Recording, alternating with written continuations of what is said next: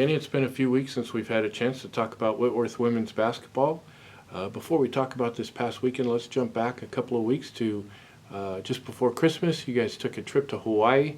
The games maybe didn't turn out as you had hoped, but just talk about what that experience meant to this team and its development, its cohesion, all of those kinds of things. Yeah, I think that trip, with it being somewhat of, a fun trip as well as basketball on both sides of the coin, where we're able to kind of have that midway point of the season as a whole, with kind of non-conference finishing up in those two games, but just really the togetherness of the group, without having seniors and really only a couple upperclassmen. It's been something where the group is still getting to learn each other and being able to have that opportunity in such a fun environment, really, with finals being done and really just being able to focus on each other and basketball. It was really, a special moment for a lot of families to join us as well. So not only letting the players and the team come closer, but also the families getting to learn one another and get ready for, years ahead together, as well as the rest of the season. You were able to be very competitive against a couple of good teams out in Hawaii. What did you learn about this team on that trip? Really, just that kind of the similar message that what I shared with the team, going into these first two conference games, is that, anybody we face and have faced, we have more than a chance to be competitive with and beat. I'm on the same side where if we have a lull of a quarter or a 5-minute segment during a quarter, they can overtake us, and that's unfortunately the side that we've been on in those two games, and as well as these first two opening ones in conference, where with teams being more experienced and just kind of being more established, they know what it takes, and they're not going to get they're not going to shy away from being down in a segment or a 5 or 8. They're going to come back, and we have to have that same resilience and fight when we're faced with adversity. So as much as there's positives, we just have to be willing to accept the boring and just be disciplined longer. I think that's the biggest thing, from the player side, and on the coach's side, we're just trying to find some solutions to weather those storms a little bit. We got down, they were kind of carbon copies of one another, both of those games down there in Hawaii, where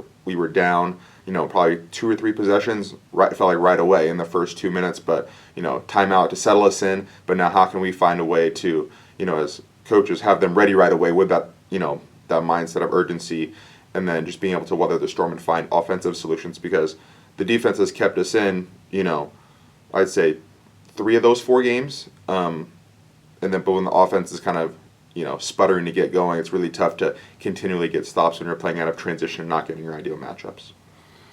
It seemed like there was a step forward this past weekend. You opened conference play with a couple of really tough games against Willamette and Pacific that were both very close. The Pacific game, the score is deceiving because it was a 4-point game with 5 minutes to go before we hit one of those lulls that you talked about.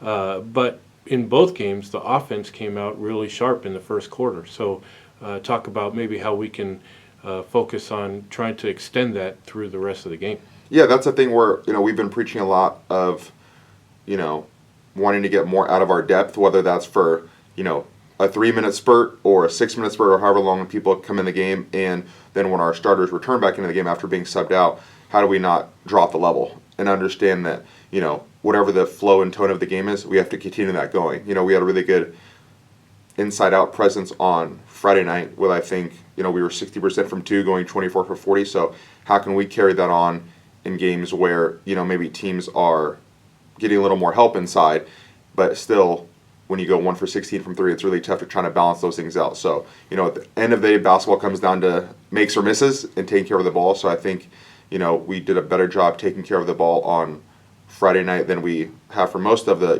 non-conference, except for, spare a couple games. But, when you're turning the ball over, that really puts a ton of strain on your defense, because I think we've been really, really solid on first shot defense. The next key for us is finishing possessions without fouling. I'd say that's probably the next biggest one.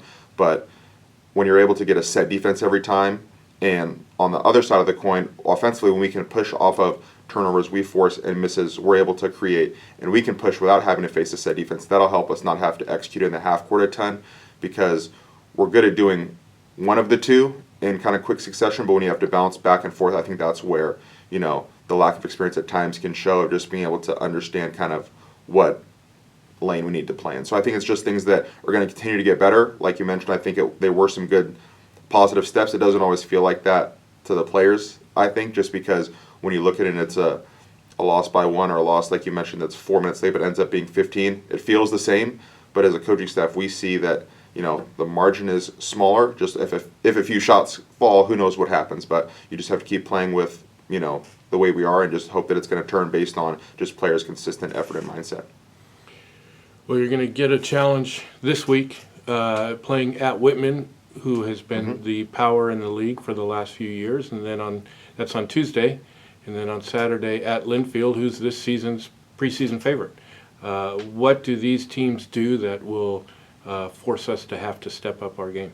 Yeah, Linfield, you know, starting with the game on Saturday, they're a group, like you mentioned, preseason number one, and I think a lot of that is based on a lot of the positive performances they put on display last season, where they played Whitman extremely close, I believe, in, you know, really all three times they played them, but I think they had a lead in the second half of all of those games, and I think with their experience, I think they're starting 4 seniors, I believe, and then one junior who was all conference point guard. So I think that's something where they're extremely established, they're well coached. You know, we've had success against them in the past, you know, in my first couple of years, and I think it's just something where we were, you know, really dialed in game plan wise as far as knowing what they're going to run. It just comes down to executing, and I think with a group like Whitman, they're, you know, extremely well coached, if not the best coach, and just knowing what they do. You know, they you know, do your job better than anybody else in the conference, regardless of experience or returners or new players. So it's going to be a challenge just based on facing teams like that. But kind of like I've mentioned and felt,